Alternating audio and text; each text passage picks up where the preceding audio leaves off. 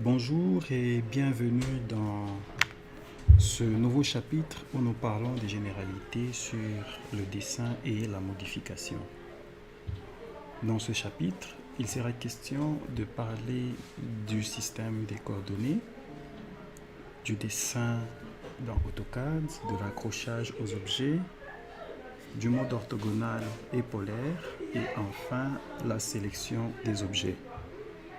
Pour cette vidéo, cette leçon, nous allons parler du système de coordonnées. Vous pouvez, sur demande, avoir le fichier d'exercice. Alors, nous passons directement sur l'interface de notre outil AutoCAD. Ce que nous voulons faire ici, c'est de représenter dans notre système, dans notre zone de dessin, je voulais dire, un rectangle. Je mentionne ici que AutoCAD fonctionne dans un système orthonormé OXY où nous voyons l'axe vertical des Y et l'axe horizontal des X. Comme nous le faisons dans la géométrie, le point est représenté par ses coordonnées en X et en Y. Donc là, nous avons un point A de coordonnées 50 en X, 50 en Y. Le point B de coordonnées 200 en X et 50 en Y. Le point C et le point D. Nous voulons donc tracer le rectangle. Nous allons commencer ici dans notre système de coordonnées d'abord par les coordonnées absolues. Alors, les coordonnées absolues dans AutoCAD, on utilise le symbole dièse suivi de l'abscisse X. Nous plaçons un virgule. Ensuite, nous mettons l'ordonnée Y pour représenter les coordonnées d'un point. Nous allons donc, pour réaliser notre rectangle, appeler la commande line qui se trouve sur l'onglet Home sur les outils de dessin, Draw. Nous pouvons l'appeler en cliquant sur ce bouton, tout comme nous pouvons directement taper la commande line. Je fais Entrée. Alors là, il me demande de spécifier le premier point. Comme je n'ai pas encore tracé un autre point, donc je peux directement, pour passer les coordonnées du point A, lui donner sa valeur en X, c'est-à-dire 50.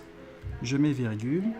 Sa valeur en Y, je mets 50 et je fais Entrée.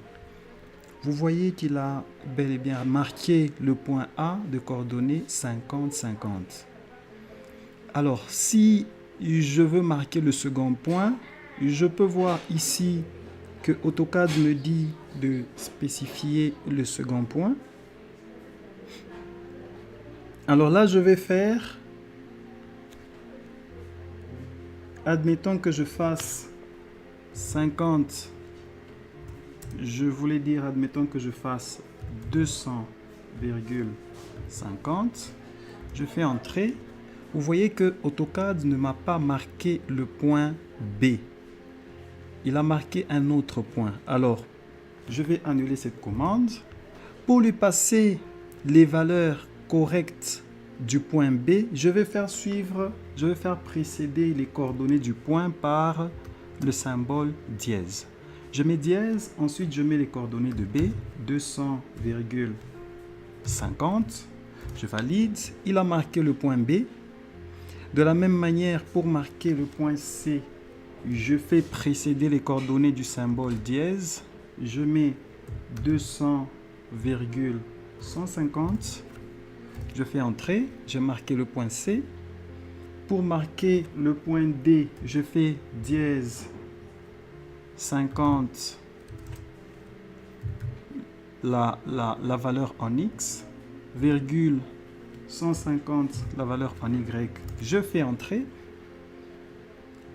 Et je peux finir avec le dernier point, le point A, en mettant les coordonnées 50, 50, ou alors je retourne ici, je vois ici, on me dit spécifier le point suivant, ou je peux appuyer sur la touche C pour clore la figure, ou je peux appuyer sur la touche U pour annuler la commande que je venais de faire. Alors, je vais appuyer sur la touche C et je fais Entrée.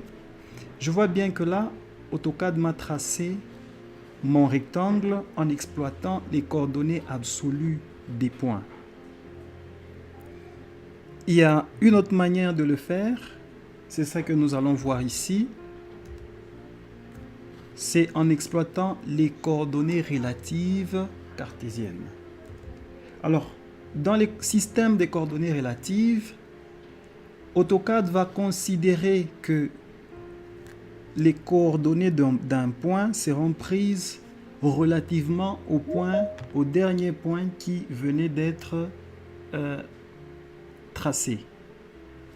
Ainsi, nous ferons précéder les coordonnées des points par le symbole arrobase pour mentionner que nous sommes dans le système de coordonnées relatives. Mais déjà, dans la version d'AutoCAD 2021, par défaut, nous pouvons remarquer que nous travaillons avec un système de coordonnées relatives. Donc, je retourne sur mon rectangle. Je veux tracer mon rectangle. Je vais donc appeler la commande line. Et je vais spécifier le premier point de coordonnées 50,50. Je valide. Alors, pour tracer le point B, en coordonnées relatives, je vais donc supposer que mon nouveau 0, c'est le point qui a été précédemment tracé. Et les coordonnées du point B seront donc en X, ça sera l'écart entre B et A, ça sera la distance de 150. En Y, comme B est au même niveau que A, ça sera donc 0. Alors à ce moment-là, je vais dire arrobase. Je lui mets la longueur du segment 150 en X, virgule. En Y, je lui mets 0. Et il a marqué le point B. Pour aller au point C, je fais pareil. Je lui dis arrobase. L'écart entre C et B en X est de 0. Je fais virgule. L'écart entre C et B en Y n'est rien d'autre que la distance ici de 100. Donc, je lui dis 100. Je valide. Il a marqué le point C. Alors, ici, on va bien se rendre compte que le point D va dans le sens négatif. Alors, nous allons dire arrobase en X, il va à une distance de moins 150. Je fais virgule. Et en Y, je vais lui mettre l'écart de 0. Je valide. Et je peux clore ma figure. Donc voilà, ici, nous avons utilisé le système de coordonnées relatives pour tracer notre figure. Alors, l'autre possibilité, je voulais dire, c'est d'exploiter les coordonnées polaires. Alors, pour utiliser les coordonnées polaires, ici, nous marquons les segments par la longueur du segment. Ensuite, l'angle que fait le segment avec notre 0. Je rappelle que dans AutoCAD, lorsque nous avons paramétré notre système d'unité, dans le menu AutoCAD, utilitaire de dessin, unité, nous avons choisi les angles en unité de degré décimal. Et ici, étant donné que la case à cocher clockwise, le sens horlogique n'est pas coché, donc notre sens positif des angles, c'est le sens anti-horlogique. Alors, on y va, on va refaire la même figure, cette fois-ci en exploitant les coordonnées polaires. Je rappelle ma commande line. Je marque le premier point, 50,50. Alors, pour tracer le point B, je vais mettre arrobase pour lui dire que je suis dans des systèmes de coordonnées relatives. Je mentionne ici que comme nous sommes sur la version d'AutoCAD 2021, on peut ne pas mettre le symbole arrobase. Par défaut, il me prendra le système de coordonnées relatives. La longueur donc de ce segment de A à B est de 150. Je vais mettre le symbole inférieur pour lui passer l'angle que fait le segment AB par rapport à mon 0, c'est-à-dire par rapport à l'axe des X, et cet angle est de 0 degré. Je fais entrer, il m'a tracé le segment. Alors de B à C, je devrais avoir ici un angle de 90 degrés et une longueur de segment de 100.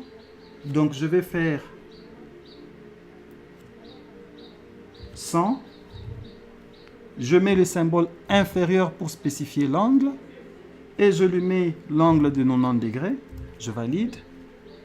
De C à D, je devrais avoir un angle de 180 degrés. Alors, je lui mets la longueur du segment 150. Je mets le symbole inférieur pour spécifier l'angle et je lui passe l'angle de 180 degrés. Je valide. Alors ici, je peux soit utiliser C pour clore la figure, mais cette fois-ci, je ne vais pas clore. Je vais carrément donner les dimensions de ce segment. Donc, je vais lui dire c'est un segment de longueur 100. Je fais le symbole inférieur pour lui spécifier l'angle et l'angle est de 270 degrés par rapport à notre référence. Je valide et pour quitter la commande, je vais faire échappe pour terminer ma commande ligne. Donc, dans cette vidéo, il était question, n'est-ce pas, de voir le système de coordonnées dans AutoCAD. Nous avons parlé des coordonnées absolues, des coordonnées relatives et des coordonnées polaires. Je vous invite à suivre la prochaine vidéo où nous allons parler du dessin dans AutoCAD. Merci.